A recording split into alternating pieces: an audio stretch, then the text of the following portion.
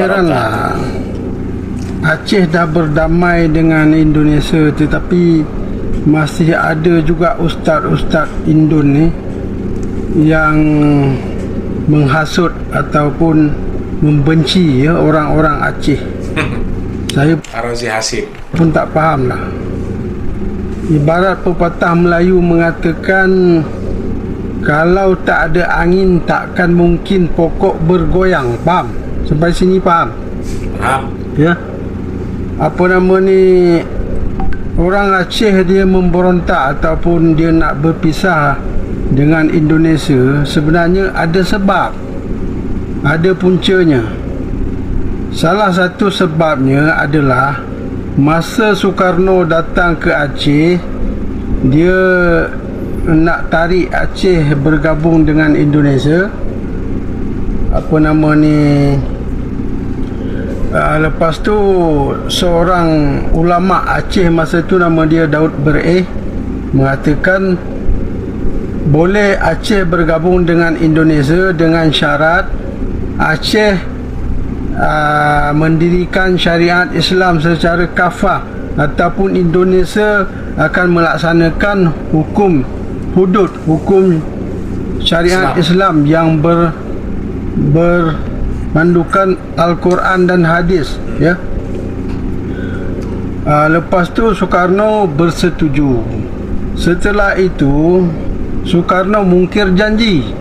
Maka bermula daripada situlah munculnya pemberontakan yang dinamakan dengan DI, ataupun dalam istilah Indonesianya DI. Apa maksud DI? DI Darul Islam, ya. Darul Islam itu bahasa Arab. Kalau diterjemahkan dalam bahasa Melayu, maksudnya negara Islam. Sememangnya Islam itu memang menjadi undang-undang ataupun panduan, ya, Kerajaan Aceh Darussalam. Kerajaan Aceh Darussalam adalah sebuah kerajaan Islam yang terbesar dan disegani oleh dunia, ya, pada masanya. Setelah itu Soekarno mungkir janji, ya, tidak mahu melaksanakan hukum Islam, hukum hudud. Maka oleh sebab itulah munculnya pemberontakan DI Darul Islam ini, ya. Tapi kalau menurut orang-orang pejuang Aceh ni, saya tanyakan kenapa sebab Aceh memberontak, mereka mengatakan kami memberontak merujuk kepada Quran, ya. Merujuk kepada Quran. Memang Allah Subhanahu Wa Taala menyuruh orang Islam ini berhukum dengan hukum Allah, dengan Quran. Merujuk kepada Al-Quran, ya, surah Al-Maidah ayat 44. Bismillahirrahmanirrahim. Wa man lam yahkum bima anzalallah, kata Allah, yang maksudnya, dan barang siapa tidak berhukum dengan apa yang diturunkan oleh Allah, maksudnya dengan Quran lah, faulaika humul kafirun. Ini Allah yang kata ni, ya, Allah yang cakap. Maka mereka itu adalah orang kafir. Allah sendiri yang cakap ni. Oleh sebab orang-orang Aceh ni tak mau digelar sebagai kafir oleh Allah, maka mereka memberontak untuk mendirikan sebuah negara Islam. Itulah perjuangan DI awal-awalnya.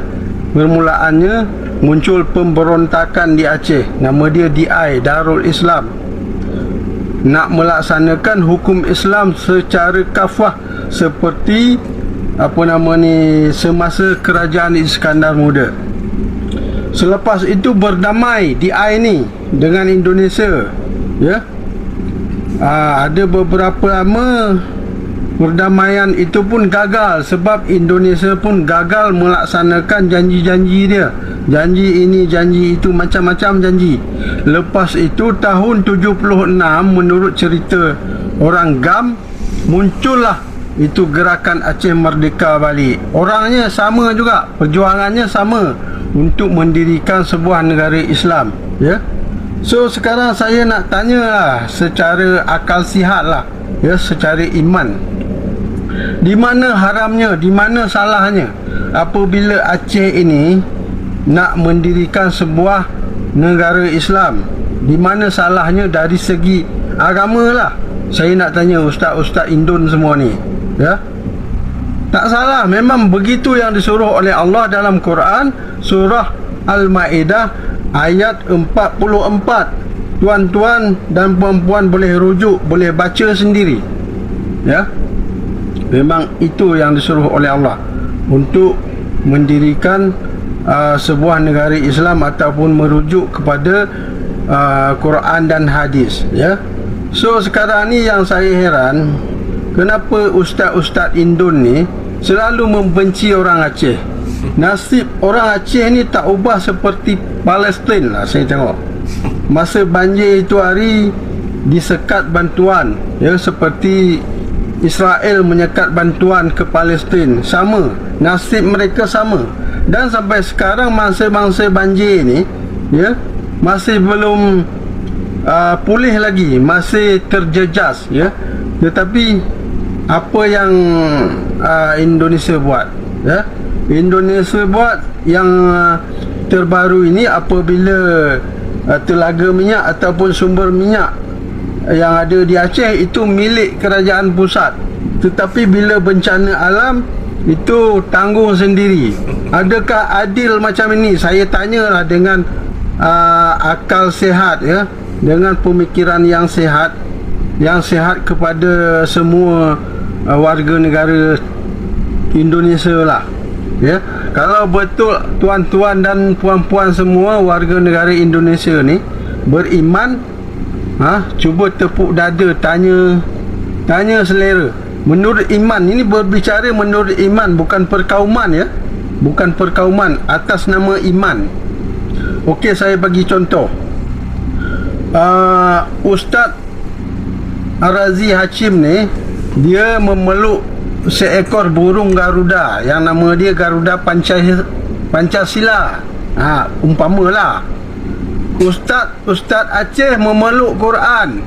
Sekarang apa nama ni, tuan-tuan dan puan-puan semua nak membunuh ustaz yang memeluk Quran ke, ataupun ustaz yang memeluk burung Garuda, berpandukan kepada burung Garuda, ya, undang-undang kepada undang-undang burung Garuda Pancasila, sama ada hukum apa nama ni sehari-hari ataupun dalam hukum apa-apa je lah, merujuk kepada burung Garuda. Sementara Ustaz Aceh ni memeluk Quran.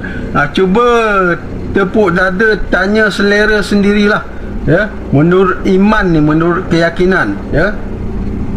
Sebenarnya Aceh ni dah damai, dah berdamai dengan Indonesia. Kenapa ustaz-ustaz Indon semua menghasut orang-orang Muslim untuk bertelagah sesama Muslim, untuk bermusuhan sesama Islam? Saya pun heran lah, ustaz-ustaz Indon ni, ya, betul ke tak betul semua ni? Ada beberapa ustaz dah saya tengok di media sosial lah, ya. Kenapa ustaz-ustaz Indon ni selalu menghasut orang-orang Indonesia untuk membenci orang-orang Aceh ni, ya? Hanya satu ustaz yang betul selama saya melihat di media sosial yang faham dengan sejarah Aceh ni adalah Ustaz Abdul Somad. Beliau memang lurus, ya. Beliau memang tahu sejarah Aceh. Itu sajalah yang dapat saya sampaikan. Lebih dan kurang saya pun mohon maaf kepada tuan